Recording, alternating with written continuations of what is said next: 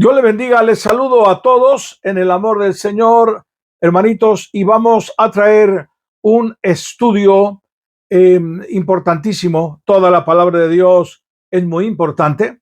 En esta ocasión vamos a estar hablando sobre la resurrección de Cristo. ¿Y por qué este tema es tan importante? Bueno, el apóstol Pablo lo dice, porque si Cristo no ha resucitado, pues nosotros entonces somos los más desdichados de la tierra, ¿no? Pero si Cristo ha resucitado y Él ha dicho que nosotros también resucitaremos, entonces se trata que hay una esperanza viva, pues de eso precisamente se trata el cristianismo, de esa vida abundante, de, no solamente en esta tierra, sino muchísimo más importante cuando partamos de esta tierra. Después de esta vida comienza la vida verdadera. Entonces, bueno, vamos a ir al tema y vamos a tratarlo y que el Señor nos ayude y nos bendiga y nos dé entendimiento. Así que este estudio es sobre la resurrección de Cristo. La verdad central de esta lección es: la resurrección de Cristo garantiza la victoria sobre la muerte para los creyentes. Efectivamente, porque si Cristo vino prometiendo una vida eterna después de esta vida y Él no hubiera resucitado, pues claro, lógicamente no tiene mucho sentido entonces que la Biblia nos ofreciera esa garantía, ¿no? Pero sabemos que esta garantía es ciertísima, es verdadera, pues es Cristo quien ha resucitado, que es Dios mismo, la segunda persona de la Trinidad, y quien ha prometido que nos da vida eterna. Es más, dice, quien cree en mí, de cierto os digo que tiene vida eterna. El versículo clave de esta lección es 1 Corintios 15:20, dice: mas ahora Cristo ha resucitado de los muertos, primicia de los que durmieron es hecho. Así que Él fue el primero en resucitar, en el sentido de que Él, bueno, sabemos que era Dios y hombre. Entonces fue el primer hombre que resucitó. El primer punto que tratamos es la victoria de Cristo sobre la muerte. Cristo resucitó de los muertos. Amén. Y dice la palabra: mas ahora Cristo ha resucitado de los muertos, primicia de los que durmieron es hecho. Porque por cuanto la muerte entró por un hombre, también por un hombre la resurrección de los muertos. Porque así como en Adán todos mueren, también en Cristo todos serán vivificados. Pero cada uno en su debido orden. Cristo las primicias, luego los que son de Cristo en su venida. Esto es muy importante porque lo que nos está diciendo es, mire, porque algunos dicen, bueno, ¿y cómo Cristo va a salvar a toda la humanidad? Bueno, primero, porque Él es Dios. Segundo, porque utiliza la misma ley, la misma justicia que se utilizó para que el pecado entrara en el mundo. ¿Y cuál fue? Bueno, como aquí está diciendo, por un solo hombre entró la muerte a todos los hombres. Por uno. ¿Y qué es lo que sucedió cuando Adán y Eva pecan en el huerto del Edén? Pues que entró la maldición, ¿verdad? Lo vemos en Génesis. Y el pecado se extendió, atención, a toda la descendencia que tenía que venir de Adán y Eva. Toda la descendencia que tenía que venir de Adán y Eva están bajo la simiente del pecado. Por eso nosotros tenemos una simiente, toda la humanidad entera. Y vamos viendo que cuando un niño nace y se va haciendo grande, pues esa simiente, por ejemplo, pues el niño miente, el niño dice esto es mío, vamos viendo cómo va creciendo la simiente. Entonces, de la manera que por un hombre entró el pecado, entonces Dios utiliza la misma justicia, que es por un hombre sale. Atención, la diferencia es que para que toda la humanidad o todo ser humano que quiera salir de esta muerte tiene que aceptar a Cristo. ¿Por qué? Porque es el único que ha pagado el precio.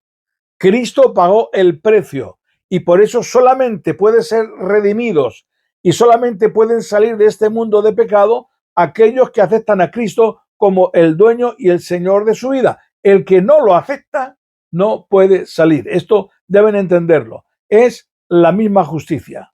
Así que es por Jesucristo. Y claro, pues Jesucristo también tenía que vencer, ¿verdad? En el huerto del Edén, el hombre fue eh, eh, vencido, Adán y Eva, con la mentira de Satanás. Y ahora Cristo tenía que hacer lo contrario, vencer con la verdad.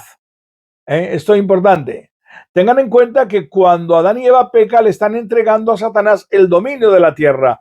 Por eso la muerte imperó en el sentido de pecado y de todo lo demás hasta que Cristo murió en la cruz del Calvario. Cuando Cristo muere en la cruz del Calvario, le quita ese imperio de la muerte al diablo.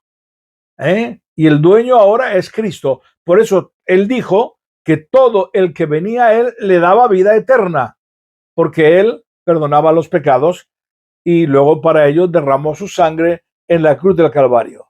Así que es muy importante entender que la misma ley que se utilizó para que el pecado entrara, la misma ley Dios utiliza para la salvación. Y todos los que creen en Jesucristo tienen vida eterna. Muy bien, ahora nos dice Cristo reina, 1 Corintios 15, 24 al 26. Luego el fin, cuando entregue el reino al Dios y Padre, cuando haya suprimido todo dominio,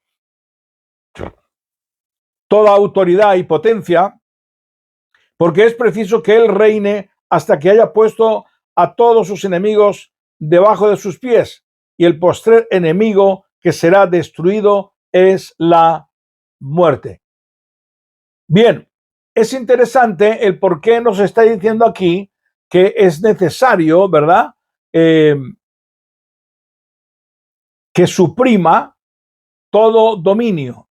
Porque, atención, aunque el diablo ya está vencido, dice la palabra del Señor que el diablo ya ha sido juzgado y sentenciado, pero todavía no se ha cumplido la sentencia. Y por eso todavía hay potestades en el aire, hay demonios que están actuando hasta que llegue ese momento cuando será totalmente ya quitado del lugar donde está, será sentenciado. Y especialmente para los creyentes, cuando llegará ese momento, ¿verdad? Cuando la muerte ya será totalmente vencida y también suprimida, en cuanto será el momento cuando Cristo venga en el arrebatamiento y la palabra del Señor dice que los muertos en Cristo resucitarán primero y los que estén vivos en ese momento no van a morir. Su cuerpo va a ser transformado en un cuerpo glorificado. ¿Me explico? Esto es muy importante, es muy interesante, ¿verdad? Saberlo, porque ahí es donde dice que el postrer enemigo que será destruido es la muerte. Es decir, que la muerte a partir de ese momento en los creyentes ya no tendrá poder. Por eso también, pues bueno, va a haber un milenio donde la gente no va a morir. O sea, aún a los humanos les va a alargar la vida muchísimo, porque la consecuencia de la muerte es por el pecado. Pero cuando está Cristo, entonces no hay muerte. La Biblia dice que los niños morirán de 100 años en el milenio. O sea, habrá muerte, pero no en la manera que la conocemos ahora. Pero evidentemente en los creyentes, en los que hemos sido redimidos, la muerte ya no va a existir, porque tendremos un cuerpo glorificado semejante al de Cristo. Muy bien, el segundo punto dice, compartiendo la victoria de Cristo, la resurrección ilustrada, 1 Corintios 15, versículo 35 al 56, que dice así: así también en la resurrección de los muertos, se siembra en corrupción, resucitará en incorrupción, se siembra en deshonra, resucitará en gloria, se siembra en debilidad, se resucitará en poder, se siembra cuerpo animal, resucitará cuerpo espiritual. Hay cuerpo animal y hay cuerpo espiritual. Así también está escrito, fue hecho el primer hombre Adán, alma viviente, y el posterior Adán, espíritu vivificante. Mas lo espiritual no es primero, sino lo animal, luego lo espiritual. El primer hombre es de la tierra, terrenal. El segundo hombre es que es el Señor, es del cielo. Cual el terrenal, tales también los terrenales, y cual celestial, tales también los celestiales. Así como hemos traído la imagen del terrenal, traeremos también la imagen del celestial. Pero esto digo, hermanos, que la carne y la sangre no pueden heredar el reino de Dios, ni la corrupción hereda la incorrupción.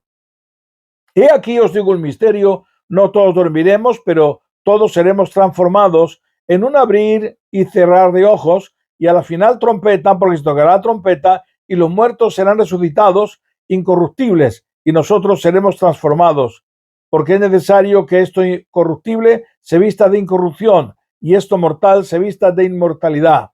Y cuando esto corruptible se haya vestido de incorrupción, y esto mortal se haya vestido de inmortalidad, entonces se cumplirá la palabra que está escrita: su vida es la muerte en victoria. ¿Dónde está, oh muerte, tu aguijón? ¿Dónde, oh sepulcro, tu victoria? Ya que el aguijón de la muerte es el pecado, y el poder del pecado, la ley.